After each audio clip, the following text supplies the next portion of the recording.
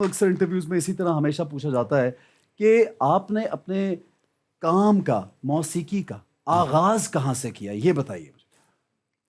موسیقی کا آغاز مجھے میرے والد صاحب نے دعاؤں کے ساتھ مجھے لے کے دیا اللہ سے۔ واہ واہ جی، اور وہ جو مجھے انہوں نے کہا کہ میں تیرا نام جو رکھا تھا نا، تو وہ بڑے غلام علی خان صاحب کی پیار کی وجہ سے اسی نام سے میں نے کہا اگر بیٹا آیا تو اس کا نام غلام علی رکھوں گا۔ واہ واہ واہ واہ، کیا تو بات ہے۔ تب سے وہ اتنا پیار کرتے تھے بڑے غلام علی خان صاحب جی کے۔ بڑے غلام علی خان صاحب جی کو تو میرا خیال میں پرندے پتے بھی پیار کرتے ہیں اور اتنے سر میں۔ اتنے تو بہرحال مجھے انہوں نے کہا کہ مجھے میرے والد صاحب نے کہا کہ بیٹا تو نے میں اس وقت میرا خیال میں 13-14 سال کا تھا، 12-13 سال کا۔ تو میں میری آڈیشن کے لیے میرے والد صاحب نے مجھے وہاں سے گوجرانوالا، ہم زیادہ رہتے تھے گوجرانوالا سے آگے گاؤں سا ڈسکے کے پاس، تو وہاں سے مجھے لے کے آئے۔ تو کسی کو کہا انہوں نے، تو وہ انہوں نے ٹائم لے کے دیا ریڈیو پاکستان۔ اس وقت گورنر اس کے پیچھے ریڈیو پاکستان تھا، پہلی یہ تو نئی بلڈنگ ہے، پرانی بلڈنگ میں۔ تو اس وقت وہ میں کچھ 16-17 سال کا تھا اس وقت۔ تو یہ بھی قصہ میں نے ضرور سنانا تھا، اس لیے کہ یہ ایک یادگیری کی بات ہے۔ بالکل۔ تو مجھے جب انہوں نے آئے تو آگا اشرف صاحب ان کا نام تھا، جو اسٹیشن ڈائریکٹر تھے، اور assistant station director Ayub Armani تھے۔ اچھا۔ تو میں جب وہ ہوتا ہے کہ جب سنگر گاتا ہے تو ایک لال لائٹ جلتی ہے، آن ہو جاتی ہے، آن ہو جی، اس کا مطلب کہ شروع کر دو۔ ٹھیک ہے۔ تو میں کیا اور لائٹ جل کی، تو کیا تو پوری بھی نہیں کیا، وہ 3-4 سیکنڈ کے بعد انہوں نے کہا کہ بس بس بس بس بس، جیسے افسر بات کرتے ہیں نا۔ تو میں نے کہا شاید انہوں نے مجھے سنا ہی نہیں، ان کو میری ہی نہیں پسند آئی۔ اچھا۔ تو میں تھوڑا مایوس ہو گیا۔ ٹھیک ہے۔ تو ایوب ارمانی صاحب وہ بڑے مزیدار بندے تھے بہت۔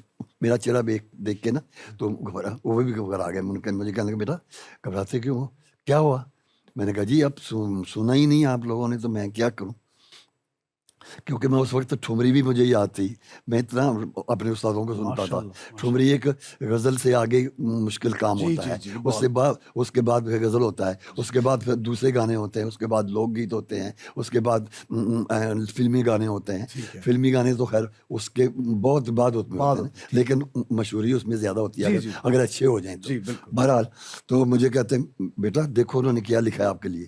انہوں نے کہا ہے کہ اس کو کر کے نا، اس نے جو کیا ہے نا، تو اس کو آگے نہیں سننا، یہ ٹھیک ہے۔ اوہ واہ، صرف سن کے کیا بات ہے۔ تو وہاں سے آپ کا سفر شروع ہوا، اور خان صاحب جی پہلا ایسا گیت آپ کا، تو ہر گیت جو آپ نے گایا ہے، ہر غزل جو آپ نے گائی ہے، ہر جو بھی آپ نے پڑھا ہے، وہ ماشاءاللہ کوئی کلام ہو، کوئی صوفیانہ کلام ہو، کوئی غزل ہو، کسی انداز میں بھی آپ نے پیش کیا تو وہ دنیا بھر میں مقبول ہوا، اور لوگوں نے ہر رنگ میں آپ کو پسند کیا۔ لیکن پہلی ایسی کیا چیز تھی جو آپ کو لگتا ہے کہ یہ لوگوں میں واقعی کلک ہوئی اور اس کی وجہ سے لوگ آپ کو جاننا پہچاننا شروع ہوئے؟ پہلی غزل جو تھی وہ ایک تو یہ جو تھی، کافی غزلیں گائیں، اردو غزلیں زیادہ گائیں، جی، تو پنجابی گانے بھی گائے۔ اس میں یہ بھی تھا کڑا کر کے اولا دل پہ لٹ دے ہو، جان کے سانو بولا دل پہ لٹ دے ہو۔ تو اس میں پھر یہ بھی تھی کہ دل میں ایک لہر سی اٹھی ہے بھی، کوئی تازہ ہوا چلی ہے بھی، ہنگامہ ہے کیوں برپا، یوں تیری یاد سے جی گھبرایا، تو مجھے بھول گیا ہو جیسے، تو نے کچھ بھی نہ کہا ہو جیسے، صوفی تبسم صاحب۔ پھر پرشین غزل زمن گرت نبوت بابر از یار، وہ دوسری زبان ہے، فارسی زبان۔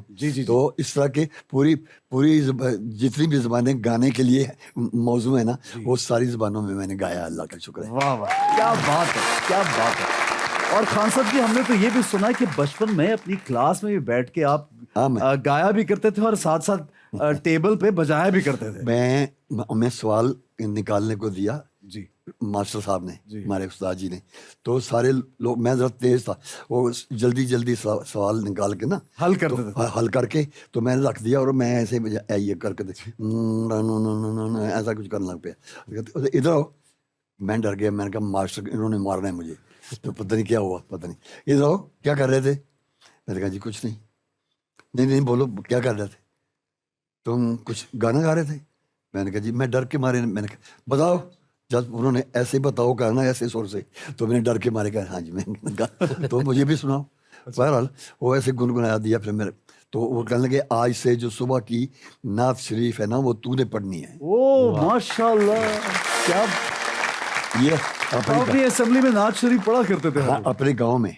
गांव तो में, हाँ जी, हाँ वाह जी। वाह। तो ये डस्के के पास हमारा गांव था जी, जहाँ मेरी तो मेरी जहाँ मैं वो सुबह की नात पढ़ता था तो सामने एक उस वक्त सरदार जी भी होते थे। अच्छा। तो उनकी वाइफ थी अम्मा भाभी उसको नाम था। अच्छा। तो मेरी वालदा की दोस्त थी। दोस्त थी, अच्छा। तो वो मुझे कहती हैं बेटा इधर से होके जाया करो घर, पहले मेरे पास आया करो। अच्छा। तो मैं जब स्कूल से निकलना था तो वो मुझे उस वक्त वो वहाँ जाना तो 5 रुपये मुझे इनाम देना। ओ हो, क्या बात है। तो मैं जब पहले दिन लेके गया तो अपनी माँ को दिए 5 रुपए। कहाँ से लाए हो? वो गुस्से हो गए मेरे से कि पता नहीं कुछ कितों लाया है, पता नहीं। कितों लाया है, पता नहीं। हाँ जी। तो मैंने कहा माँ भाभी ने दिए हैं मुझे। अच्छा। वो फिर वो आपस में सहेलियाँ थी तो उन्होंने खुश बहुत हुई। फिर मेरी वालदा ने जो दुआएं दी, जो वालदा और वालदा जो दुआएं देते हैं ना वो सारा सूरी होता है।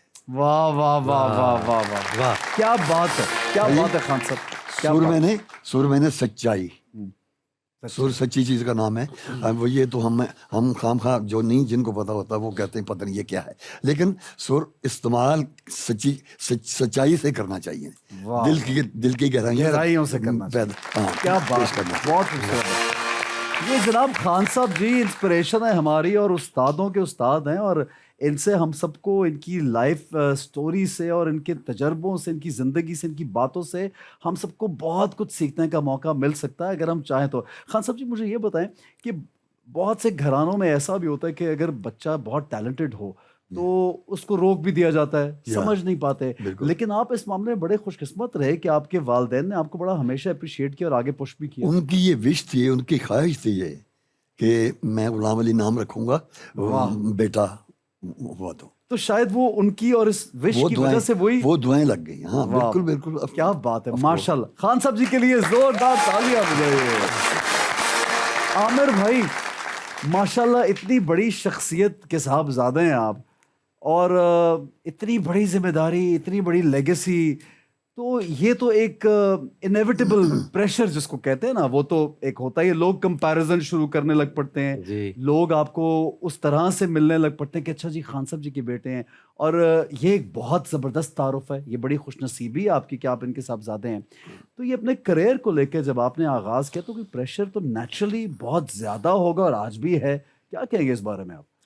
बिल्कुल, बहुत अच्छा सवाल है आपका। और प्रेशर तो हसन देखें हमेशा से होता है, किसी भी बड़े आर्टिस्ट की औलाद जो होती है जी।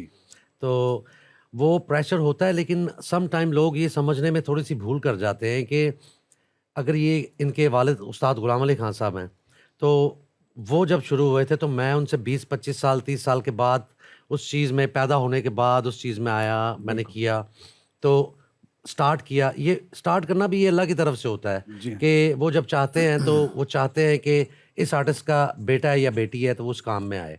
सही। तो ये जब अल्लाह की मर्जी होती है तो तब आप आते हैं। लेकिन जो लोग कंपैरिजन करना स्टार्ट में ही शुरू कर देते हैं ना, मेरे हिसाब से मैं थोड़ा सा इस चीज़ को गलत समझता हूँ। बिल्कुल, they have to give them little bit time, margin, थोड़ा मार्जिन देना चाहिए, बिल्कुल। क्योंकि ये काम है कर करके इसमें पॉलिश होने का आपको मौका मिलता बिल्कुल रहता है। सही। तो अगर आप किसी को स्टार्ट में ही कंपैरिजन करके या उसको दबाने की कोशिश करें, और यार ये उसका बेटा है, यार वो तो वो है और ये है, तो मैं सोचता हूँ कि जो उनकी औलाद होती है ना, उनके करने के लिए ना थोड़ा सा दबाव आ जाता है।